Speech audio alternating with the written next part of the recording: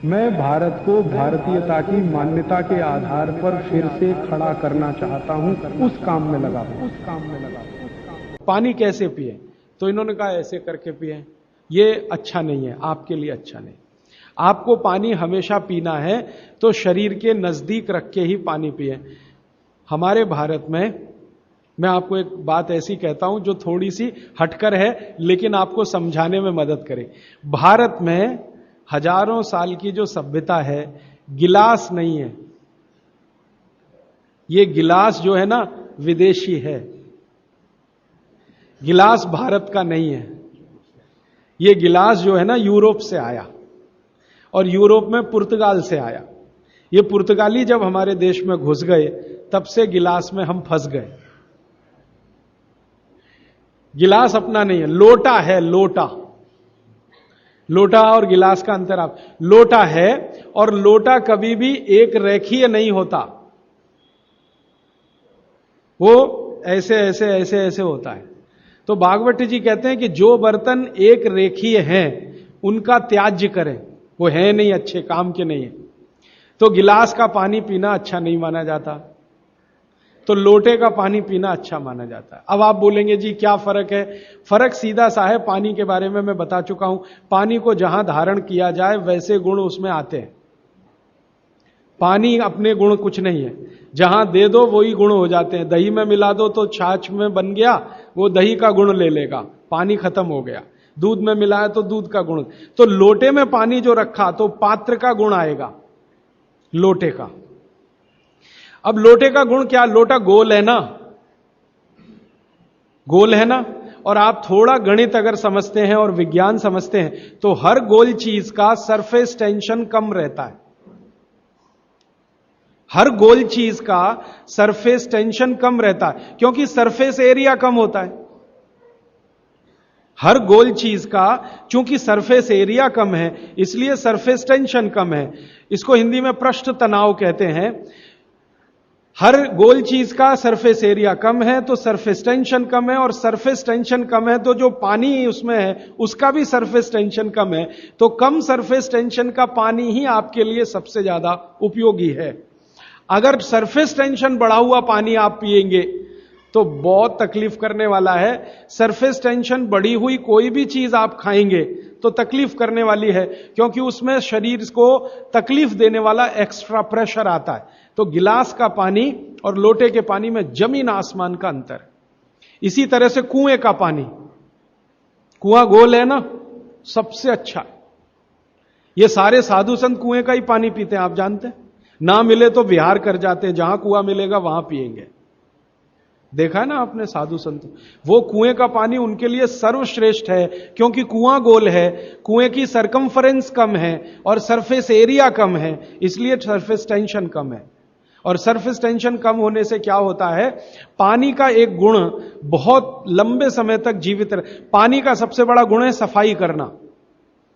अब आपके लिए वो गुण कैसे काम में आ रहा है वो जरा देखिए। आपकी बड़ी आंत है और छोटी आंत है, आप जानते हैं कि उसमें मेम्ब्रेन है, कचरा उसी में जाके फंसता है, तो इसको निकाल निकाल के बाहर लाना पड़ता है। यह तभी संभव है जब सरफेस टेंशन कम वाला पानी आप पी रहे हैं। तो अगर सरफेस टेंशन बढ़ा हुआ पानी है तो यह कचरा बाहर नहीं निकालेगा। मैं इसको एक दूसरे तरह से समझाता हूं, कॉम्प्लिकेशन है लेकिन सरल समझा रहा हूं। आप एक एक्सपेरिमेंट करिए, आज घर जाइए और दूध लेके चेहरे पे लगाइए थोड़ी देर, और 5 मिनट बाद रुई से पोंछिए, तो रुई काली हो गई है ना। कैसे? अंदर का कचरा और गंदगी बाहर आया। कैसे बाहर आया? वो दूध ने बाहर लाया। अब दूध कैसे बाहर लाता है? दूध का सरफेस टेंशन सभी वस्तुओं में सबसे कम है। तो जैसे ही दूध आपने अप्लाई किया, दूध ने इस त्वचा के सरफेस टेंशन को कम कर दिया, क्योंकि जो वस्तु का जो गुण है दूसरे पर लगाओ तो वैसा ही आएगा। तो यहां दूध ने सरफेस टेंशन कम किया तो त्वचा थोड़ी सी खुल गई, और त्वचा खुली तो अंदर का कचरा बाहर निकल गया। यही क्रिया पानी करता है पेट में।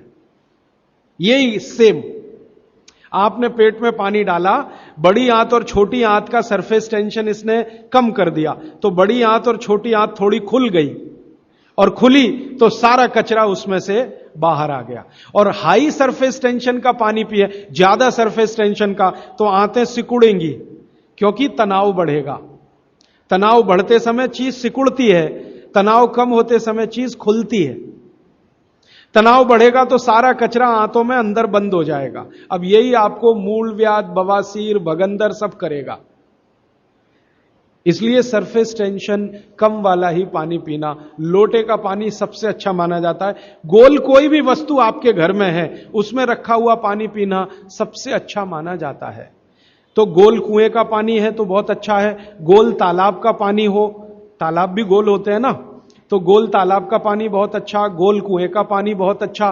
तालाब से छोटी एक पोखर होती है, पोखर, अगर पोखर गोल है तो उसका पानी बहुत अच्छा। नदी के पानी की तुलना में हमेशा कुएं का पानी अच्छा, क्योंकि नदी में गोल कुछ भी नहीं है, वो लंबी है, तो वहां का पानी हमेशा हाई सरफेस टेंशन वाला है। और नदी से ज्यादा खराब समुद्र का, और सबसे अच्छा पानी लोटे का। लोटे जैसी कोई भी गोल चीज है तो अच्छा। अब आप इसको प्रकृति में भी महसूस करेंगे, बारिश का पानी गोल होके ही नीचे आता है, माने बूंदें सब गोल हैं, क्योंकि उनका सरफेस टेंशन हमेशा कम है।